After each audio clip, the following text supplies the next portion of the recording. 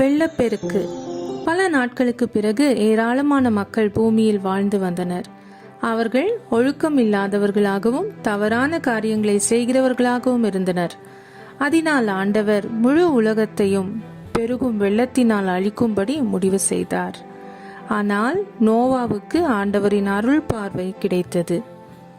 அக்கிரமம் செய்கிற மனிதர்களின் நடுவில் நோவா நீதிமானாய் இருந்தான். கடவுள் நோவாவிடம் பின்வருமாறு கூறினார்: எனது முன்னிலையிலிருந்து மனிதர் எல்லாரையும் ஒழித்துவிடப் போகிறேன். இப்பொழுது நான் அவர்களை மண்ணுலகோடு அழிக்கப் போகிறேன். உனக்காக கோபர் மரத்தால் ஒரு பேழை செய்.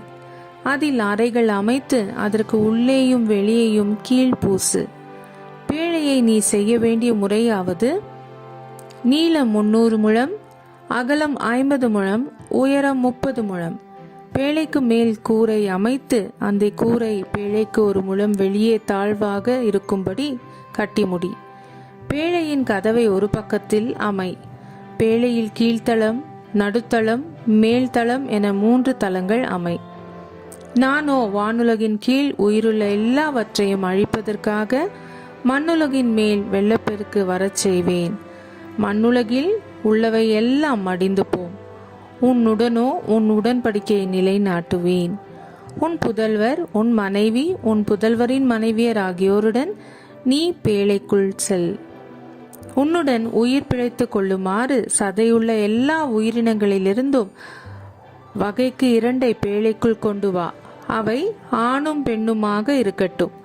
வகை வகையான பறவைகள், கால்நடைகள், நிலத்தின் ஊர்வன ஆகியவற்றிலிருந்து வகைக்கு 2 உயிர் பிழைத்துக் கொள்ள உன்னிடம் வரட்டும். உண்பதற்கான எல்லா வகை உணவுப் பொருட்களையும் நீ எடுத்து சென்று சேர்த்து வைத்துக்கொள். அவை உனக்கும் அவற்றிற்கும் உணவாகட்டும். கடவுள் தமக்கு கட்டளையிட்டபடியே நோவா எல்லாவற்றையும் செய்து முடித்தார். அப்பொழுது ஆண்டவர் நோவாவிற்கு கூறியது: நீ உன் குடும்பத்தார் அனைவரோடும் பேழைக்குள் செல். ஏனெனில் இத்தலைமுறையில் உன்னையே நான் நேர்மையானவனாக காண்கிறேன். தக்க விலங்குகள் எல்லாவற்றிலிருந்தும் ஆணும் பெண்ணுமாக 7 ஜோடிகளை, தகாத விலங்குகளிலிருந்தும் ஆணும் பெண்ணுமாக 1 ஜோடியையும், வானத்து பறவைகளிலிருந்து ஆணும் பெண்ணுமாக 7 ஜோடிகளையும், மண்ணுலகெங்கும் அவற்றின் இனங்கள் உயிர் பிழைத்துக் கொள்வதற்காக உன்னுடன் சேர்த்துக்கொள். ஏனெனில் இன்னும் 7 நாட்களில் மண்ணுலகின் மேல் 40 பகலும் 40 இரவும் நான் மழை பெய்விக்கப் போகிறேன். நான் உருவாக்கிய உயிரினங்களை எல்லாம் இந்த நிலத்திலிருந்து அழித்தொழிப்பேன். ஆண்டவர் கட்டளையிட்டபடியே நோவா எல்லாவற்றையும் செய்தார். அதன் பின் ஆண்டவர் அவரை உள்ளே விட்டு கதவை மூடினார். 40 நாட்களாக பெரும் வெள்ளம் மண்ணுலகில் வந்து கொண்டிருந்தது. வெள்ளம் பெருக்கெடுத்து பேழையை தூக்க அது நிலத்திலிருந்து உயர்ந்து எழுந்தது. மண்ணுலகில் வெள்ளம் பாய்ந்து பெருக பெருக வானத்தின் கீழ் எங்கும் இருந்த உயர்ந்த மலைகள் எல்லாம் நீரில் மூழ்கின. நிலத்தில் ஊர்வன பறவைகள், கால்நடைகள், காட்டு விலங்குகள், நிலத்தில் தவழ்வன, மனிதர் அனைவர் ஆகிய சதையுள்ள உயிரினங்கள் அனைத்தும் மாண்டன. தரையில் வாழ்ந்தவற்றில் நாசியால் மூச்சுவிடும் அனைத்தும் செத்துப்போயின. நோவாவும் அவருடன் பேழையில் இருந்தவர்களுமே எஞ்சியிருந்தனர். 150 நாட்களாக மண்ணுலகில் வெள்ளம் பாய்ந்து பெருகிற்று. கடவுள் நோவாவையும் அவருடன் பேழைக்குள் இருந்த எல்லா காட்டு விலங்குகள், கால்நடைகள் அனைத்தையும் நினைவு கூர்ந்தார். ஆகவே மண்ணுலகின் மீது காற்று வீச செய்தார். வெள்ளம் தணிய தொடங்கியது. வானத்திலிருந்து மழை பெய்வது நின்றது. மண்ணுலகில் வெள்ளம் வற்றி குறைந்து கொண்டே வந்து 150ஆம் நாள் முடிவில் வெள்ளம் வடிந்தது. 7ஆம் மாதத்தில் 17ஆம் நாளன்று அராரத் மலைத்தொடர் மேல் பேழை தங்கியது. 10ஆம் மாதம் வரை வெள்ளம் குறைந்து கொண்டே வந்தது.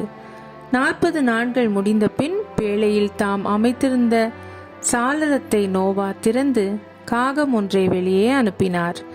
அது மண்ணுலகில் வெள்ளம் வற்றும் வரை போவதும் வருவதுமாக இருந்தது. பின்னர் நிலப்பரப்பிலிருந்து வெள்ளம் வடிந்து விட்டதாக என்று பார்க்க புறா ஒன்றை தம்மிடம் என்று வெளியே அனுப்பினார். ஆனால் அதற்கு கால் வைத்து தங்குவதற்கு இடம் தென்படாததால் அது அவரிடமே பேழைக்கு திரும்பி வந்தது. ஏனெனில் நிலப்பரப்பு முழுவதிலும் இன்னும் வெள்ளம் நின்றது. ஆகவே அவர் தம் கையை நீட்டி அதை பிடித்து தம்மிடம் பேழைக்குள் சேர்த்து கொண்டார். அவர் இன்னும் 7 நாட்கள் காத்திருந்து மீண்டும் புறாவை பேழை நின்று வெளியே அனுப்பினார். மாலையில் அது அவரிடம் திரும்பி வந்த பொழுது அதன் அழகில் அது கொத்தி கொண்டு வந்த ஒலிவ இலை இருந்தது. அப்பொழுது நோவா மண்ணுலகில் வெள்ளம் வற்றிவிட்டது என்று தெரிந்து கொண்டார். இன்னும் 7 நாட்கள் காத்திருந்த பின் புறாவை வெளியே அனுப்பினார். அது அவரிடம் மறுபடியும் திரும்பி வரவில்லை. வெள்ளம் பூமியில் வற்ற ஆரம்பித்தது. 2 மாதத்திற்கு பின்பு ஆண்டவர் நோவாவிடத்தில், நீயும் உன் குடும்பமும் சகல மிருக ஜீவன்களும் பேழையை விட்டு புறப்படு, பழுகி பெருகி பூமியை நிரப்புங்கள் என்றார். எனவே நோவாவும் அவனுடைய குடும்பமும் பேழையை விட்டு வெளியே வந்தனர். நோவா பேழையை விட்டு வந்து பலிபீடத்தை கட்டி பலியிட தகுதியான மிருக ஜீவன்களை பலியிட்டான். ஆண்டவர் மிகவும் சந்தோஷம் அடைந்தார். கடவுள் நோவாவிற்கும் அவர் புதல்வருக்கும் ஆசி வழங்கி கூறியது, பழுகி பெருகி மண்ணுலகை நிரப்புங்கள். இனி நான் மனுஷர் நிமித்தம் பூமியை சபிக்கவோ தண்ணீரினால் அழிக்கவோ மாட்டேன். மனிதர்களுடைய நினைவுகள் அவர்கள் சிறு வயது முதல் பொல்லாதவைகளாயிருக்கிறது என்று ஆண்டவர் கூறினார். பின்பு ஆண்டவர், என் வில்லை மேகத்தின் மேல் வைக்கிறேன், எனக்கும் மண்ணுலகுக்கும் இடையே உடன்படிக்கையின் அடையாளமாக இது இருக்கட்டும். எப்போதெல்லாம் வானவில் ஆகாயத்தில் தோன்றுகிறதோ அப்போது நான் மனிதர்களிடத்தில் செய்த உடன்படிக்கையை நினைவு கூறுவேன் என்றார்.